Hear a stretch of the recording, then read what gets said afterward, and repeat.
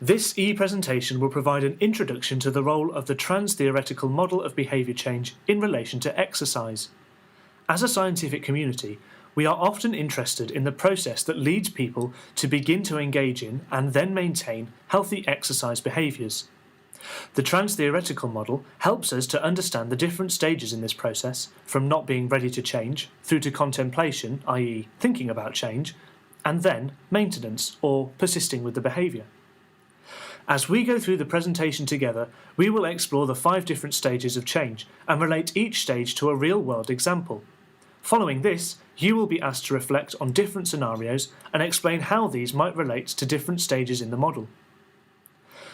The trans-theoretical model acknowledges that the stages of behaviour change are unlikely to be linear and more likely to be cyclical due to the fact that people often do not succeed in maintaining changes in their lifestyle.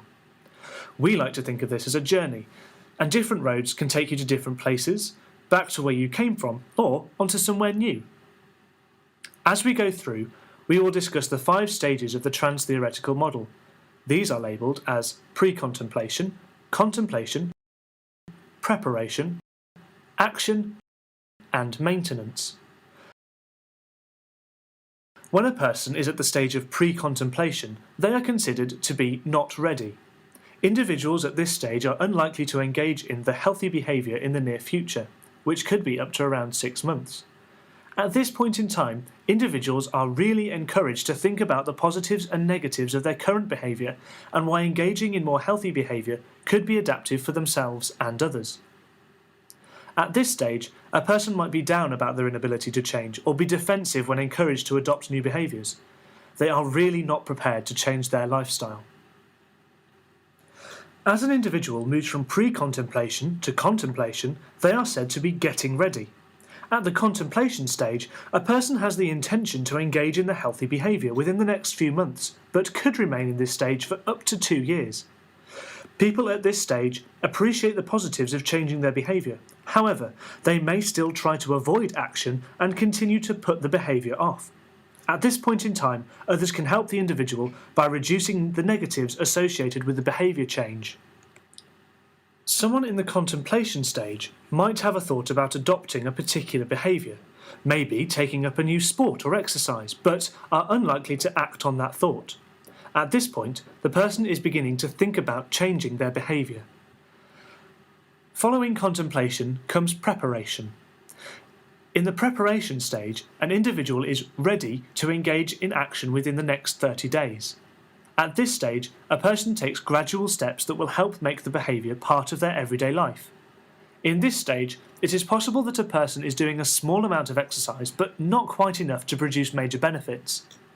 An example might be to tell family and friends that they want to change their behaviour.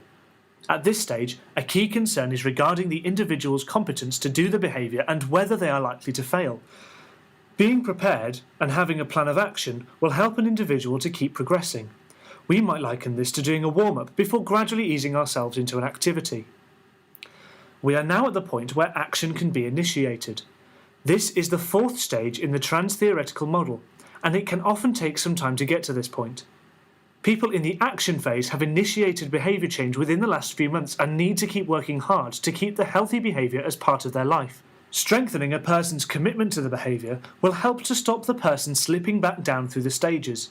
At this point, it is valuable to learn techniques that can improve commitment, such as acknowledging the steps they have taken and avoiding people who might encourage more unhealthy behaviour.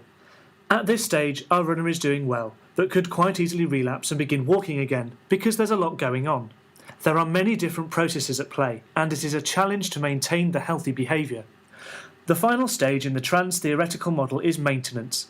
People who progress to the maintenance stage have changed their behaviour several months ago. These individuals are encouraged to share their experiences and seek support from other people who behave in healthy ways. At this point in the model, it is important to have an awareness of potential situations that might cause the individual to slip back into more unhealthy patterns of behaviour. For our runner, it is important to challenge themselves, but also to be able to overcome potential barriers. When facing a big obstacle, such as a hill, the self-efficacy or competence to know that they can make it to the top will encourage them to continue with the behaviour. As we develop the trans-theoretical model further, there are some key processes in operation that enable an individual to transfer between stages. One key factor in whether a person changes their behaviour and makes progress is decisional balance. This relates to whether the positives outweigh the negatives of doing the behaviour. A second process is self-efficacy. If a person feels competent and able to effectively change and adhere to the healthy behaviour, then they are more likely to do so. In addition, researchers have identified 10 processes of change which make progress more likely. This presentation served to provide you with an introduction to the trans-theoretical model and by no means provides an in-depth discussion of all the key points for you. Your challenge now is to go away and learn more about the stages of change and be able to apply these scenarios into real-life examples.